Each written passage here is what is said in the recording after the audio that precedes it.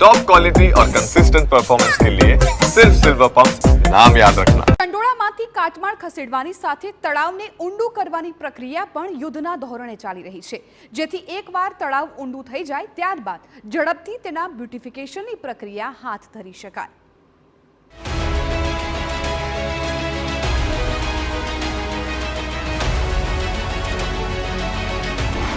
યુદ્ધના ધોરણે ચંડોળામાં કામ।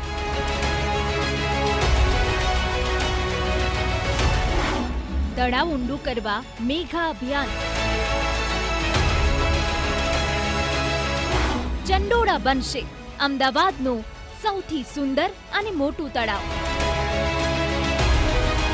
ચંડોળામાંથી ગેરકાયદે દબાણોને દૂર કર્યા બાદ જેટલી ઝડપથી ત્યાંથી કાટમાળ હટાવવાની કામગીરી હાથ ધરાઈ છે, તેટલા ઝડપથી તળાવને ઊંડું કરવાની પ્રક્રિયા પણ હાથ ધરાઈ છે।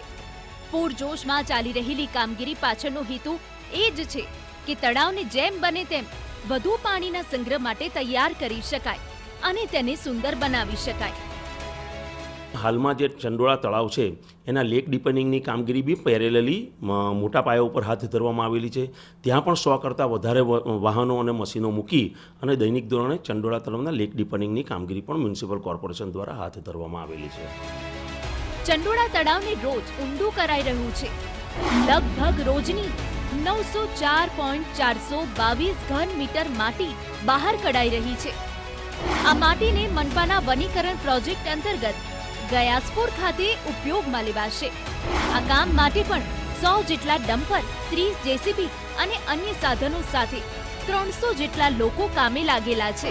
લગભગ 11 લાખ ચોરસ મીટર વિશાળ ચંડોળા તળાવમાં પાણીનો વધુ સંગ્રહ થઈ શકે તેવી વ્યવસ્થા કરાશે, જેને પગલે આસપાસના વિસ્તારોમાં પણ ભૂગર્ભ જળનું સ્તર ઊંચું આવવાનું અનુમાન છે।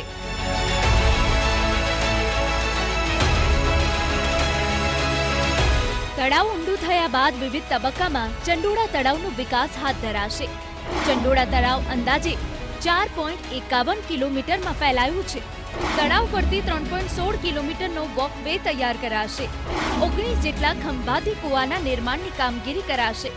ઇવેન્ટ સેન્ટર, જંગલ જીપ અને ગાર્ડન પણ તૈયાર કરાશે। ચંડોળા તળાવ કાંકરિયા તળાવથી પણ આકર્ષક બનવાનો દાવો કરાઈ રહ્યો છે। આમ તો સંપૂર્ણ પ્રોજેક્ટને ખત્મ થવામાં 4 વર્ષનો સમય લાગવાનું અનુમાન છે, પરંતુ હાલ જે રીતે યુદ્ધના ધોરણે કામ ચાલી રહ્યું છે તે જોતા લાગી રહ્યું છે કે મનપા આ પ્રોજેક્ટને ઝડપથી પૂર્ણ કરવા ઉત્સાહિત છે। ચંડોળા તળાવમાં વધુમાં વધુ પાણીનો સંગ્રહ થઈ શકે તે માટે અમદાવાદ મ્યુનિસિપલ કોર્પોરેશને કમર કસી છે।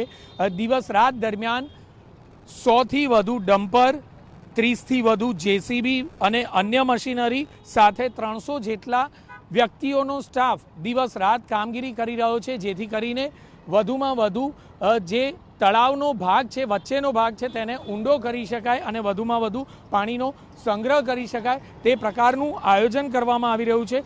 24 કલાકની અંદર એટલે કે દરરોજની કામગીરી પર નજર કરીએ તો અંદાજે 1,50,000 જેટલો સ્ક્વેર મીટર જેટલો ઊંડો ખાડો દરરોજનો થઈ રહ્યો છે। આ ઉપરાંત જોઈએ તો 904 ઘન મીટર દરરોજની માટી બહાર કાઢવામાં આવી રહી છે, જે માટી વનીકરણ પ્રોજેક્ટ હેઠળ અમદાવાદના અલગ અલગ બગીચામાં ઉપયોગમાં લેવામાં આવશે। કેમેરામેન રોશન સાથે જિગ્નેશ પટેલ, TV9 અમદાવાદ।